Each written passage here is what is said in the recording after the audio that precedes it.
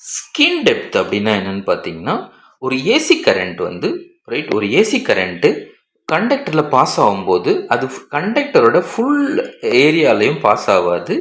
கண்டக்டரில் சர்ஃபேஸ்லேருந்து ஒரு particular depth R distance தான், கண்டக்டரோட சர்ஃபேஸ்லேருந்து ஒரு பர்டிகுலர் டெப்த் ஆர் டிஸ்டன்ஸ் தான் இந்த ஏசி சிக்னல் பாஸ் ஆகும். அதுக்கு உள்ளே போனீங்கன்னா அந்த ஏசி சிக்னல் இருக்காது. அந்த டெப்த் ஆர் அந்த டிஸ்டன்ஸ், சர்ஃபேஸ்லேருந்து எவ்வளோ டிஸ்டன்ஸ் அந்த கரண்ட் பாஸ் ஆகுது, இல்லை எவ்வளோ டெப்த்தில் அந்த கரண்ட் பாஸ் ஆகுது அப்படிங்கிறது தான் ஸ்கின் டெப்த்துன்னு சொல்லுவோம். இந்த ஸ்கின் டெப்த் எதை பொறுத்து இருக்குன்னா, அந்த ஏசி கரண்ட்டோட ஃப்ரீக்குவென்சியை பொறுத்து இருக்கும். சப்போஸ் இந்த ஏசி கரண்ட்டோட ஃப்ரீக்குவென்சி கம்மியாக இருந்துச்சுன்னா இந்த ஸ்கின் டெப்த் அதிகமாக இருக்கும். அப்படின்னா என்னன்னா, சர்ஃபேஸ்லேருந்து இந்த ஏசி கரண்ட் அதிகமாக பெனட்ரேட் ஆகி போயிருக்கும்.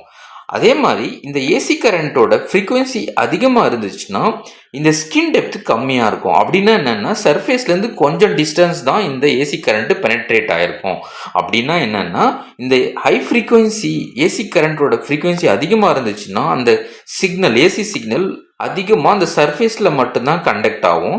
இந்த கோர் ரீஜனில் சிக்னல் இருக்காது. மெஷர் பண்ணிங்கன்னா ஏசி சிக்னல் இருக்காது. அதே மாதிரி இதை எப்படி மெஷர் பண்ணுறது, இந்த ஃப்ரீக்குவென்சி இல்லை இந்த ஸ்கின் டெப்த் வந்து எவ்வளோ இருக்குது, what is a skin depth அப்படின்னு எப்படி கண்டுபிடிக்கிறதுனா, அந்த ஸ்கின் டெப்த்தை டெல்டான்னு வச்சுக்கிட்டிங்கன்னா root of rho by pi f mu naught அப்படிங்கிற ரிலேஷனை வச்சு நம்ம ஸ்கின் டெப்த் எவ்வளோன்னு கண்டுபிடிச்சிடலாம்.